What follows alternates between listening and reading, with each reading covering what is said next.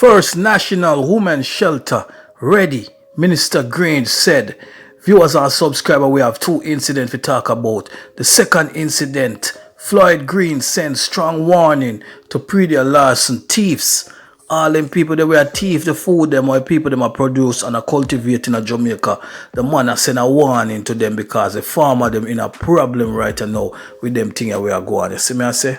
But first and foremost, I want to talk about the first National Women's Shelter. And this is in Jamaica right about now, viewers and subscribers. The first National Women's Shelter, which is good. We're going to talk about it more.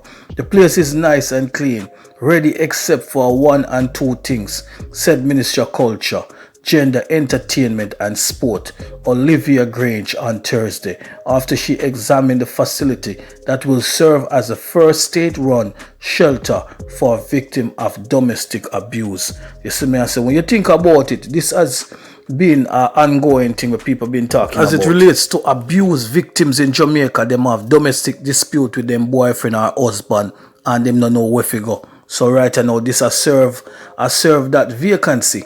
And in the United States, our first world country, them have a lot of shelters for women.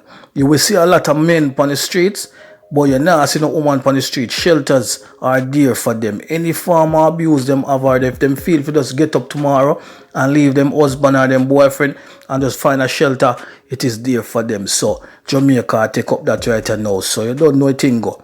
Now let me continue. The establishment of national shelter for women who need help leave violent relationship has been one of the priority programs of the ministry. The ministry purchased the property in 2018 and has undertaken significant work to transform it into a facility to house women who are victims of gender-based violence and their children. Now in quotation, we are fine-tuning some protocols in terms of the operation just to cross the T's and dot the I's. In the meantime, we are ready. We can take in, I would call them clients, and take care of their family.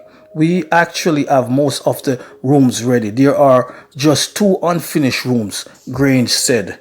So they're ready for launch everything and take in the woman them and their family because they might try to protect the woman them from abuse, which is right. These things going on in the society in Jamaica. You see me I say a lot of abuse, domestic abuse and so on. So we want to protect the woman them and the children them, which is right.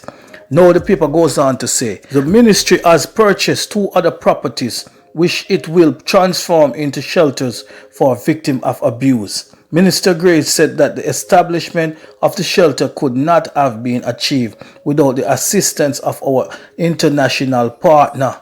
And now they are going to explain the whole thing and the people that were responsible for all these things or help in the whole thing. The former EU ambassador, Her Excellency Margot Rasta Waziwiska, sounds like some German name to me, and the Canadian High Commissioner, Her Excellency Laura Peters, have been very much involved in our efforts to get these shelters. The EU ambassador also left, but the Canadian High Commissioner, who will be leaving soon, wanted an opportunity to see where we were in this effort, said the minister. High Commissioner Peters accompanied Minister Grange on Thursday tour. Now in quotation, hear what they must say now. I am delighted to be here with Minister Grange today at this, the first of several national funded women's shelters. We all recognize, Canada in particular, the importance of having safe spaces for women and their families. We have seen that COVID-19 pandemic has put additional pressures on family as they are in isolation and none too soon. This is a timely undertaking and I am heartened to see that it has the space and the capacity to be able to welcome women and their families, she said. Minister Grange said she was happy with the development, adding that the facility needed a few items to ensure the effort or the comfort of the clients. In quotation, we can do with the television sets and bunk beds and desk toys for the kids and so on.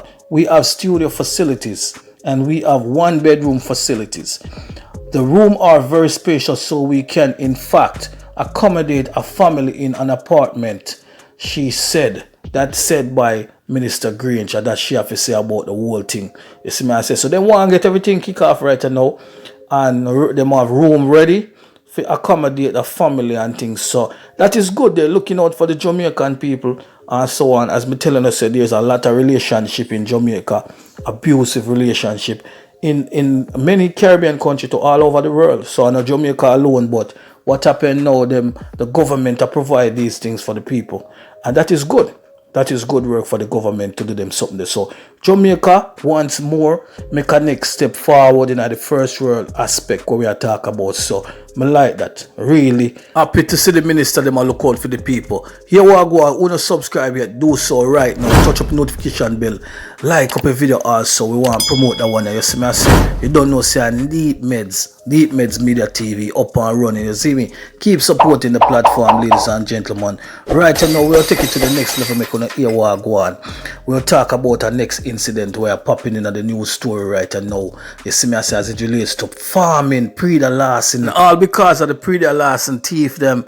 It'll make Jamaican people now get to cultivate the way they want to cultivate, because it'll deter them from doing so. So right now we're reading from the Star, and I want you guys to hear what really are going on in the paper. You know, Minister of Agriculture and Fisheries Floyd Green says that as larceny continues to be of growing concern, offenders can expect to face the full brunt of the law, as there will be a zero tolerant approach going forward.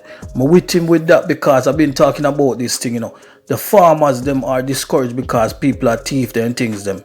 You see me I say, and that's something that must stop right now.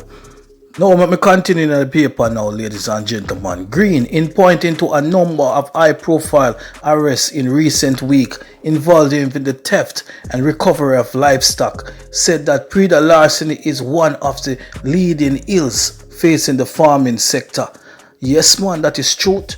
In quotation, it is just plain wrong and immoral for farmers to put their all hard earning money and loans into planting and nurturing their crops, only to have it stolen by heartless criminals, the minister said. Me nah lie, Minister Green said that, and that is truth. Believe you me, when me see the videos where I circulate where the man them, I take the man them goat, I take the man them stuff, me I tell you my heart pain me, because it really sad. So the man them have to get serious upon the whole thing, because without food we don't have a Jamaica. What we know though, import food from overseas when we don't have nice natural land in Jamaica where them can plant and cultivate them own thing. No, we can't do that. In quotation, we have been hearing the complaints loud and clear, and we have laws on the books that will be enforced, that I can promise. He added, on the need to enforce them law right and now, quick and fast too. The paper goes on to say the minister's position has received endorsement from other stakeholders, including Rural Agricultural Development Authority, RADA, Chief Executive Officer Peter Thompson, who argues that larceny has been thriving for far too long and has been driving a lot of hard-working farmers out of the sector.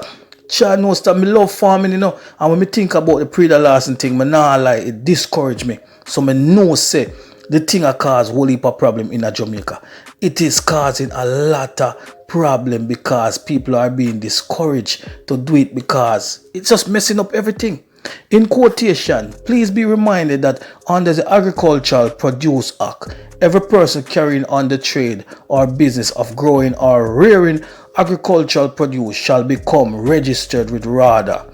Farmers can be registered at any of the RADA parish offices, he said.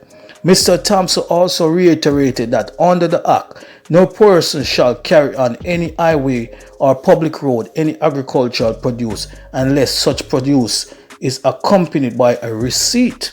That is good too. That sounds like a good idea. So the police can stop people now and search them on all them things. If you can't show your ID, you're in a big trouble. Here we go on otherwise from this now. The receipt helped the police to verify whether the produce in transit is stolen or purchased. It also facilitates speedy dialogue between the police and farmers and assists in the apprehension of persons who steal agricultural produce. Me really like that. That is a start. We have to start with something. There must be a start. Yes, me I say, ladies and gentlemen at DeepMedz Media TV, thank you for watching. You don't know, so the channel is here to inform and educate. Yeah man, the big bad channel named DeepMedz Media TV. Like, share and subscribe.